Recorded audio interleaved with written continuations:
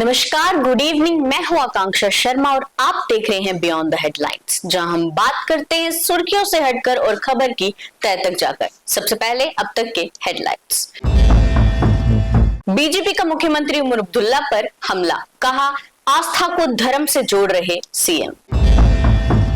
दिल्ली हमले के मुख्य आरोपी डॉक्टर उमर को फरारी में मदद करने वाले शोएब को एनआईए ने किया गिरफ्तार। संविधान दिवस पर एलजी मनोज सिन्हा ने कहा जम्मू कश्मीर में कानून को स्थापित होते 67 साल लगे। मुख्यमंत्री उमर अब्दुल्ला अपने कैबिनेट के साथ पहुंचे Poonch, district development board meeting की अध्यक्षता। जम्मू श्रीनगर नेशनल हाईवे पर टला बड़ा हादसा, ब्रेक फेल होने से ट्रक पहाड़ से टकराया, लगा लंबा जाम। और अब खबरें विस्तार से। मेरे साथ होंगे मेरे सीनियर सहयोगी दीपक खजूरिया। सबसे पहले बात करते हैं माता वैष्णो देवी यूनिवर्सिटी की सीटों को लेकर जो विवाद है उस पर सियासत जो है वो पूरी तरह से गरमाई हुई है। कभी मुख्यमंत्री बयान दे रहे हैं तो कभी उप मुख्यमंत्री बयान दे रहे हैं, और उसके चलते ही अब बीजेपी ने भी कहीं ना कहीं मुख्यमंत्री को जो है वो घेर लिया है और कहा है कि आस्था से धर्म को जोड़ रहे हैं सीएम। तो दीपक जी, आपको लग रहा है अब ये मामला ज्यादा ही खिंच रहा है पॉलिटिकली?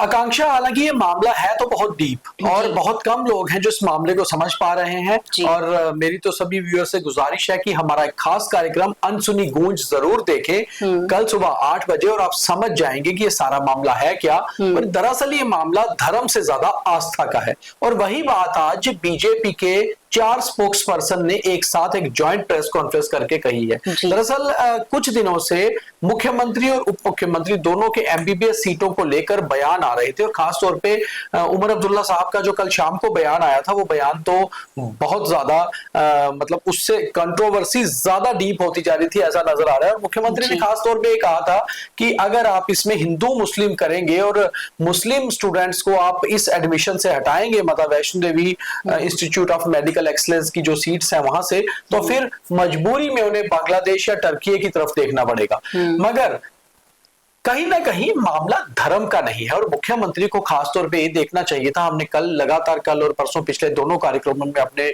बियॉन्ड द हेडलाइंस में ये बात खास तौर पे जोर देकर कही थी कि दरअसल उमर अब्दुल्ला साहब जम्मू कश्मीर के मुख्यमंत्री हैं। वो सिर्फ एक खित्ते के, एक धर्म के, एक खास कोई कास्ट क्रीड रिलीजन के मुख्यमंत्री नहीं है, और वो पढ़े लिखे हैं, वो खुद भी पढ़े लिखे हैं, समझदार हैं। इसलिए उन्हें ये चाहिए कि दरअसल जो लोग इस पे सवाल उठा रहे हैं इन एमबीबीएस सीट्स के आवंटन पर या किस तरह से दी गई, वो सवाल धर्म पर नहीं उठा रहे, वो सवाल आस्था पर उठा रहे हैं। क्योंकि ये जो इंस्टीट्यूट है जिसके तहत आता है, जिस श्राइन बोर्ड के, उसके साथ एक जुड़ा हुआ है, और एक पढ़ा लिखा लीडर, एक पढ़ा लिखा मुख्यमंत्री ये बेहतर समझता है कि धर्म की बात चाहे की जा रही है, मगर टारगेट या अटैक धर्म पर नहीं, अटैक इस चीज पर है कि क्या फेथ जो था उस फेथ को ठेस पहुंची, और क्या एक एरिया के, एक खित्ते के जो लोगों के एस्पायरेशंस हैं क्या उन्हें ठेस पहुंची, और अगर पहुंची तो फिर वो मामला सही है। खैर, उसके ऊपर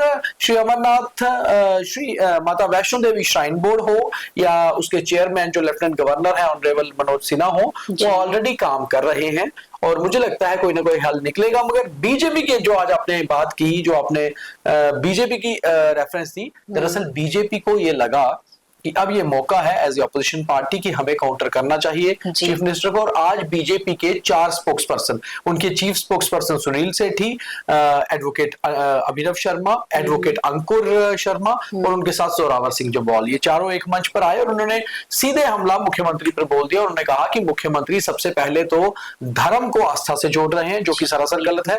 दूसरा, उन्होंने कहा कि मुख्यमंत्री बांग्लादेश या टर्की जाने की बात क्यों कर रहे हैं? वो बच्चे एडमिशन लेने देश के किसी और यूनिवर्सिटी में भी जा सकते हैं, वो बच्चे यहां से शिफ्ट होकर श्रीनगर या जम्मू के किसी और कॉलेज में भी जा सकते हैं, वो बच्चे अगर अब्रॉड जाना चाहें तो यूरोप या अमेरिका भी जा सकते हैं। क्यों उन देशों का नाम लेना जिनके साथ भारत के रिश्ते अच्छे नहीं है और जो भारत के खिलाफ काम कर रहे हैं? तो कहीं ना कहीं टारगेट बेसिकली ये था, तो एक पॉलिटिकल बयान, मगर टारगेट मुख्यमंत्री को किया गया क्योंकि उन्होंने ऐसा बयान दिया था जो दरअसल जम्मू की जनता को भी पूरी तरह से पचा नहीं था। तो शायद मुख्यमंत्री को ऐसे बयानों से, ऐसे विवादों से बचना चाहिए।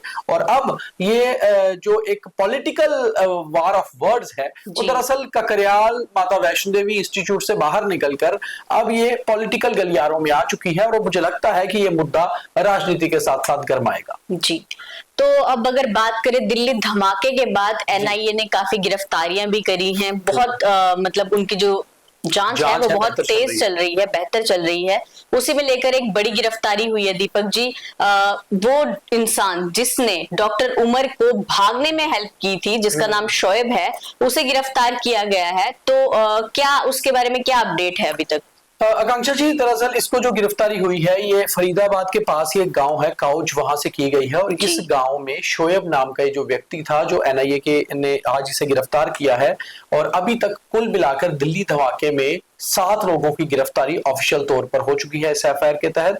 और आज वाली गिरफ्तारी इसलिए बड़ी मानी जा रही है क्योंकि अल फलाह यूनिवर्सिटी में दिल्ली धमाके से एक दिन पहले जब रेड हुई थी वहां कुछ एक्सप्लोजिव को लेकर, तो उस समय डॉक्टर उमर उन नबी जो था ये फरार बताया जा रहा था। और उसके करीबन 24 घंटे बाद ये सीधे दिल्ली धमाके में शामिल पाया जाता है। और एक दिन के लिए कहाँ रहा, इसके ऊपर एनआईए भी जांच लगातार कर रही थी। और अब ये परत खुल गई है, ये गुत्थी सुलझी है कि आखिर एक दिन के लिए शोएब ने ही फरीदाबाद के पास एक गांव में अपनी पत्नी के रिश्तेदारों के घर डॉक्टर उमर को पनाह दिलवाई थी, यानी कि उसके फरारी के दौरान उसकी मदद की थी। और अगले दिन फिर वो i20 गाड़ी लेकर जिसमें आईडी फिट थी दिल्ली एंटर किया, और आखिर में शाम को उसने दिल्ली में धमाका किया। अब शोएब के साथ पूछताछ लगातार जारी है, और मुझे लगता है कि शोएब को जो और लोगों के जुड़े होने की जानकारी है वो भी होगी, और उसके जब खुलासे होंगे तो शायद आने वाले दिनों में कुछ गिरफ्तारियां दिल्ली धमाकों में और हो सकती है। जी, अब बात करें अपने संविधान दिवस की, तो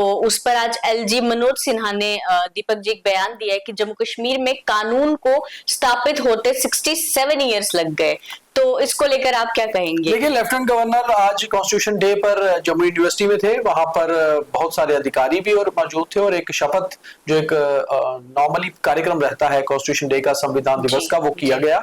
उसके बाद अपनी स्पीच में लेफ्टिनेंट गवर्नर साहब ने कहा कि जम्मू कश्मीर को संविधान प्रॉपर यहाँ पर इंप्लीमेंट होते होते 67 साल लगे। वो रेफरेंस दे रहे थे 2019 की। उन्होंने कहा कि 2019 में जब जम्मू कश्मीर यूटी बना, यहाँ का स्पेशल स्टेटस धारा 370 हटी, उसके बाद यहाँ पर पूरी तरह से पूर्णतः भारत का संविधान लागू हुआ। हालांकि इससे पहले भी भारत का संविधान लागू था, मगर जम्मू कश्मीर का अपना विधान था, अपना निशान था, उसे हटाया गया धारा 370 हटाने के बाद। और उसके बाद लेफ्टिनेंट गवर्नर साहब ने आगे ये भी कहा कि अब जम्मू कश्मीर में जो कानून है इसको स्थापित होने के साथ साथ कम से कम एक बात तो साफ हुई है कि जम्मू के साथ जो इनजस्टिस और डिस्क्रिमिनेशन होने की बात होती थी वो नहीं हो रही है। तो एक चीज तो अच्छी है आकांक्षा की, जिस तरह से संविधान का लागू होना, भारत में जो संविधान है वही जम्मू कश्मीर में इंप्लीमेंट है, एक साथ सारी चीजें होना, जैसे बीएनएस लगा तो पूरे देश के साथ साथ जम्मू कश्मीर में भी लगा। तो कहीं ना कहीं हम भारत का अटूट हिस्सा पहले भी थे,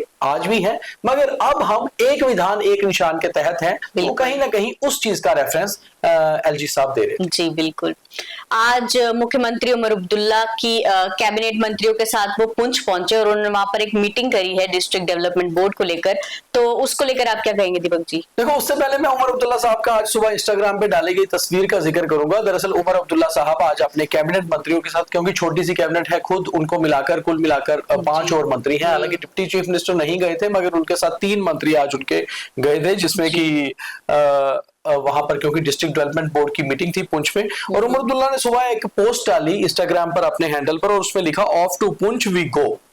J&K's own rubbish helicopter is hardly ever airworthy, so we had to hitch a lift. उन्होंने कहीं ना कहीं अपने ही स्टेट के जो ऑफिशियल हेलीकॉप्टर है उसको रबिश हेलीकॉप्टर कहते हुए ये कहा कि वो हार्डली एयर वर्दी है कि वो हमें प्रॉपरली पुंछ पहुंचा पाता, इसलिए हमें लिफ्ट लेनी पड़ी और वो सेना के हेलीकॉप्टर में जम्मू से पुंछ उन्होंने उड़ान भरी। अब बात ऑफिशियल करते हैं कि वहां पहुंच के उन्होंने मीटिंग का में हिस्सा लिया, उसकी अध्यक्षता दी कि मगर उमर अब्दुल्ला खास तौर पे, क्योंकि मैं उनको तभी ये कहता हूं कि वो एक सोशल मीडिया मैन है, वो सोशल मीडिया पर कुछ भी अपडेट करते रहते हैं, चाहे मॉर्निंग वॉक करने, चाहे हेलीकॉप्टर की बात। तो उन्होंने कहीं ना कहीं जो अपनी कमी है अपनी स्टेट की, अपनी यूटी की, वही बता दी कि हमारा हेलीकॉप्टर रबिश है, पाया, हमें लेकर नहीं उठ पाया, तो हम एक लिफ्ट लेकर वहां पहुंचे, चाहे वो लिफ्ट सेना से हो या पैरामिलिट्री फोर्सेस से हो, तो वहां पहुंचे। उसके बाद वहां मीटिंग की, डिस्ट्रिक्ट डेवलपमेंट बोर्ड की मीटिंग थी, और नॉर्मली जो चीफ मिनिस्टर होते हैं वही हमेशा ऐसी मीटिंग्स को हेड करते हैं। तो पुंछ की जो डिस्ट्रिक्ट डेवलपमेंट कमेटी थी, उनके साथ सभी मंत्रियों की मंत्रालय की बैठक हुई जी।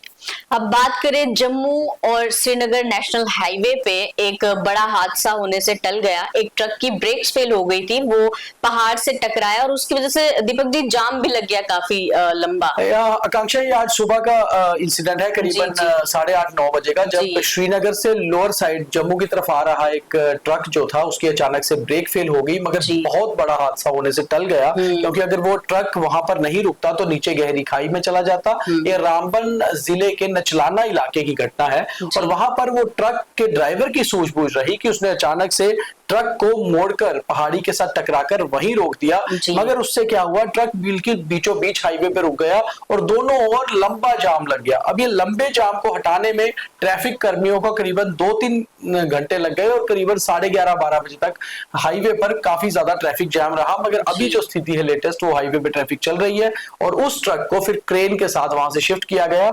मगर बहुत बार हमने देखा है जम्मू से श्रीनगर हाईवे पर बहुत दर्दनाक हादसे होते हुए, मगर बहुत अच्छी बात यह रही कि आज का बड़ा हादसा टल गया। ट्रैफिक जैम खैरियत है, कुछ घंटे बाद फिर भी खुल गया। जी, तो ये थी अब तक की खबरें, और अब थॉट ऑफ द डे। और अब थॉट ऑफ द डे, अच्छा हो या बुरा, नतीजा बाद में आता है, लेकिन आपकी मेहनत दिल से होनी चाहिए, उसी से संतुष्टि मिलती है। तो ये था थॉट ऑफ द डे और आज का बीटीएच। बाकी तमाम खबरों के लिए देखते रहे न्यूज़ रूम 24 आवाज। जय हिंद।